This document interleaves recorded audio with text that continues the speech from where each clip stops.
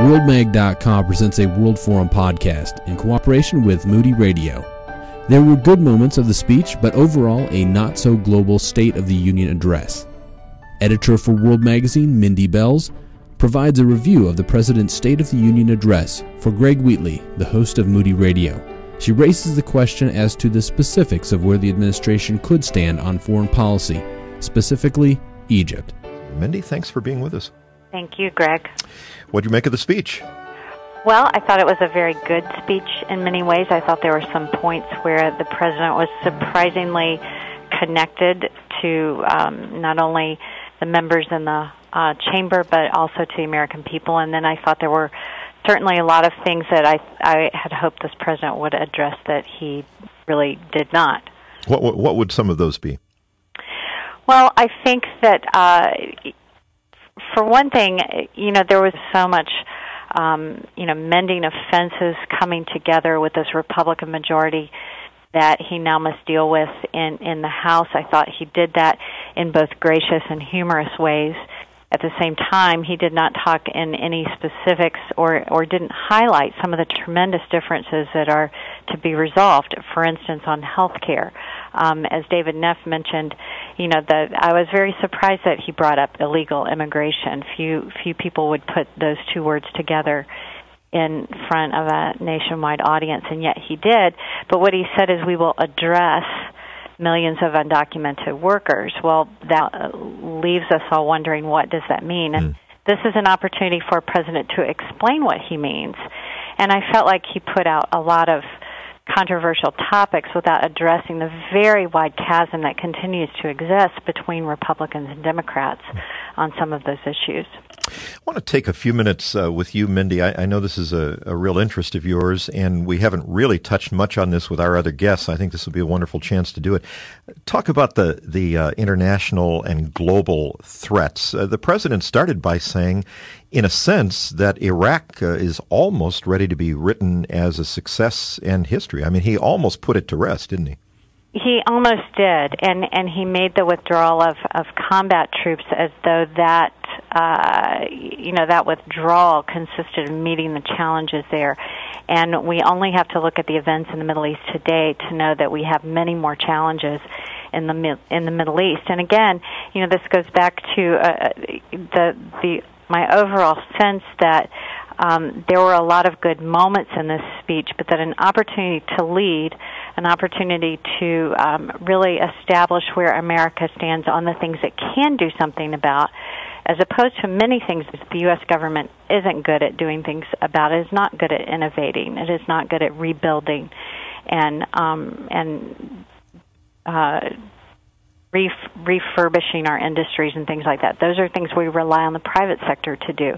What we do need this government to do is to develop a very robust policy for addressing what's going on in the Middle East, the unraveling of some of our key allies there, including Egypt and Lebanon, and to chart the way forward from us in this interim period with Iraq and Afghanistan, where we are pulling out, but we also continue to have vital interests there.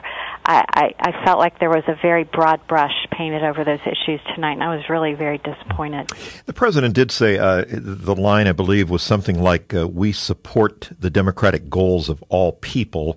Of course, not the first to say that we support the spread of democracy. But as you point out, and maybe it was because of the limitations of a speech like this, there weren't a lot of specifics. Talk a little bit about what might have been said there. I mean, what would you like to have heard? Well, I think that we face a very difficult moment in the Middle East and let's talk about Egypt. I realize that, we are seeing this unrest unfold in the streets just starting today, and so perhaps the president wouldn't have been able to address that this evening. But we've seen this whole scenario coming. And Egypt is a key ally. The only country in the world that we give more foreign aid to than Israel is Egypt. We give about $3 billion in just basic foreign aid a year. And here we have a partner who has helped us establish some level of peace between Israel and Palestinians, who has helped us in the Iraq War in actually 2 Iraq.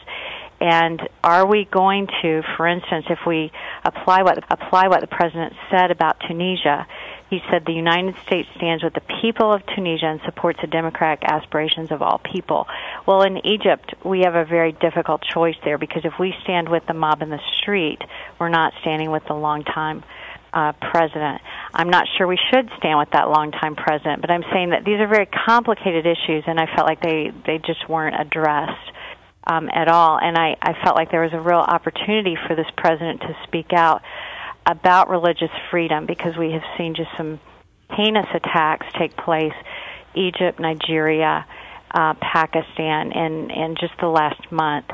And we heard nothing from this president on religious freedom.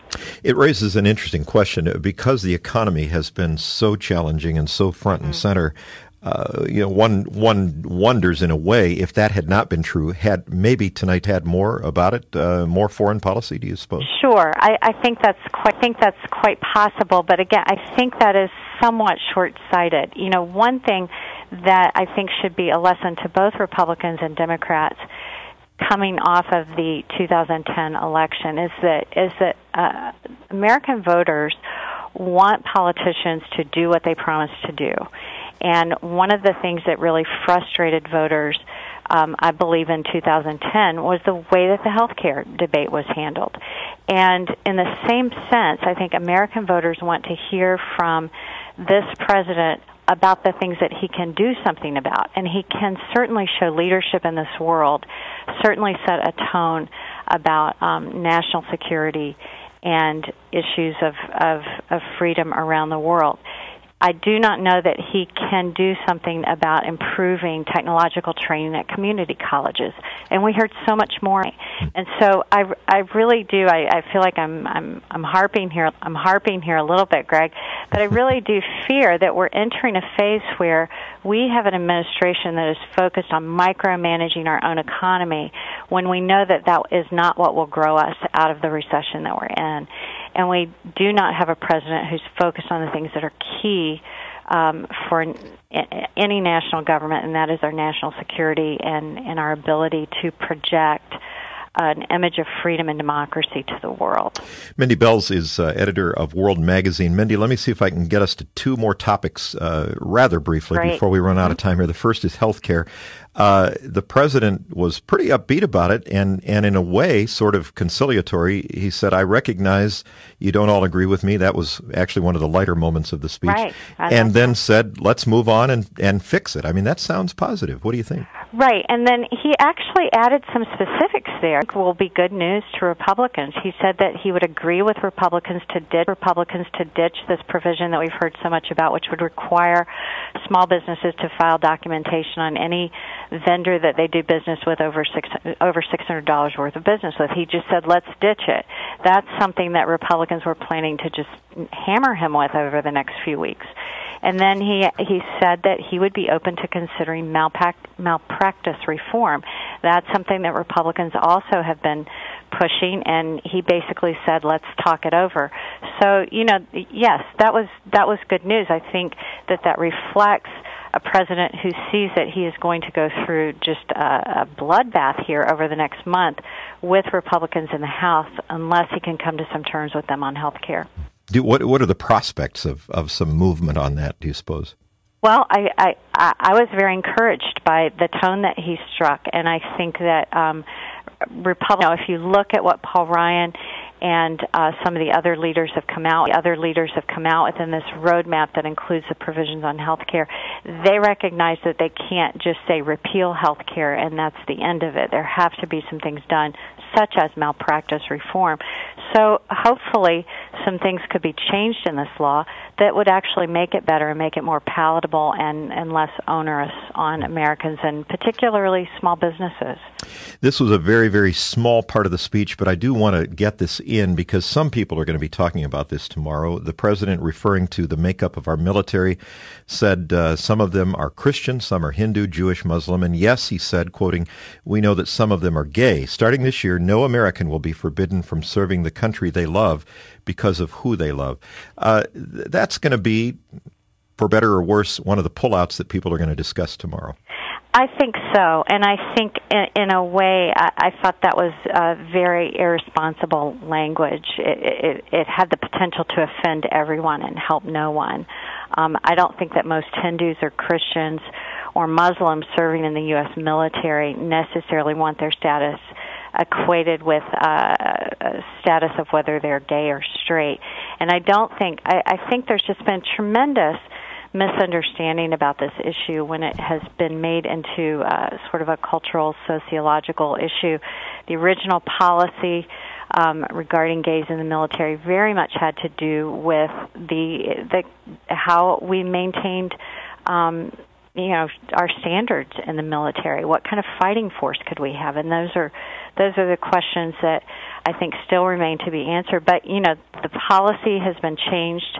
It is now a law, and I think that what we're going to see in the next few months, as we see how this new policy is actually going to be implemented, is what effect it has on chaplains who serve in the military, and what effect it has on just all aspects of people who are serving in the military, because it won't just affect gays in the military, it will affect everyone. And I felt like he passed it off as though it was just the same as any other feature of someone's identification. And I don't think that's the case. I think there's going to be a lot of debate about those comments. Mindy Belz is editor of World Magazine, and we really appreciate her being with us tonight. Mindy, thank you so much for your input. Thank you, Greg. Thank you for listening to a World Forum podcast presented by WorldMag.com, the online home of World Magazine.